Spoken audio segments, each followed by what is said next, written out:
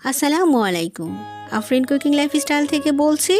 বরাবরের মতোই হাজির হলাম এতই মজাদার একটা রেজালার রেসিপি নিয়ে, যা কিনা তৈরি করে খেতে পারেন ইফতারে পরোটার সাথে। মূল প্রসেসে চলে যাই।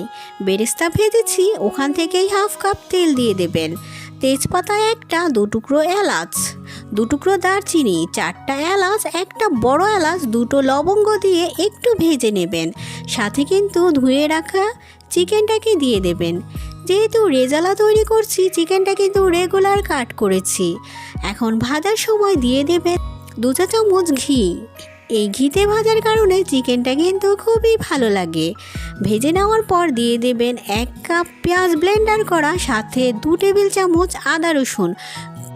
একটু ভেজেই দিয়ে দেবেন গুঁড়ো মশলা, 1 টেবিল চামচ মরিচের গুঁড়ো, 1 চা চামচ হলুদের গুঁড়ো, সাথে দেবেন 1 চা চামচ ধনিয়া গুঁড়ো। খুব ভালো করে রান্না করে ঢাকা দিয়ে রাখবেন। এখন বেরেস্তা যে ভেজে রেখেছি সেটা দিয়ে একটা গ্রেভি তৈরি করে নিচ্ছি। 1 কাপ পেঁয়াজ বেরেস্তা, সাথে দেব 1/2 কাপ টক দই,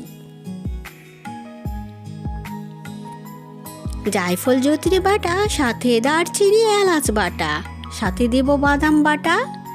খুব ভালো করে ব্লেন্ড করে নেব। এই গ্রেভি কিন্তু আপনার রেজালার অনেক গুণ স্বাদ বাড়িয়ে দেবে, তাই চেষ্টা করবেন রেজালার সময় এই গ্রেভিটা ব্যবহার করতে।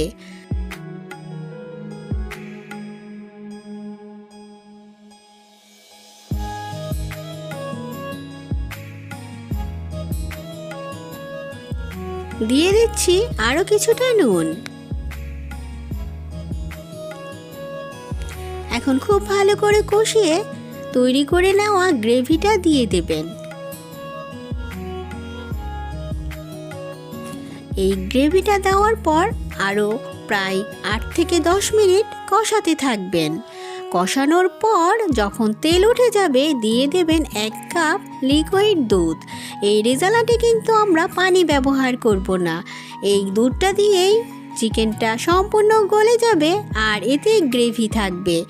8-10টা কাঁচা মরিচের মাথা একটু চিড়ে দিয়ে দিচ্ছি, এতে দারুণ ফ্লেভার আসবে।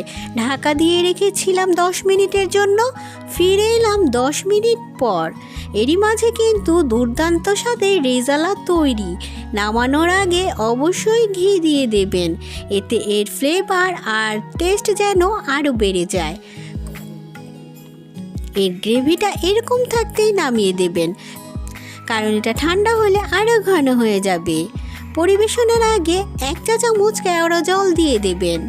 যদি সহজ রেসিপিতে আমার এই চিকেন রেজালা ভালো লেগেছে, অবশ্যই বাড়িতে বানিয়ে নেবেন। ভিডিও ভালো লাগলে একটা লাইক দিয়ে দেবেন। চ্যানেলে নতুন হলে চাইলে সাবস্ক্রাইব করে পাশে থেকে যেতে পারেন। সবাই খুব ভালো থাকবেন। হাজির হয়ে যাব রেসিপি নিয়ে। আল্লাহ হাফিজ।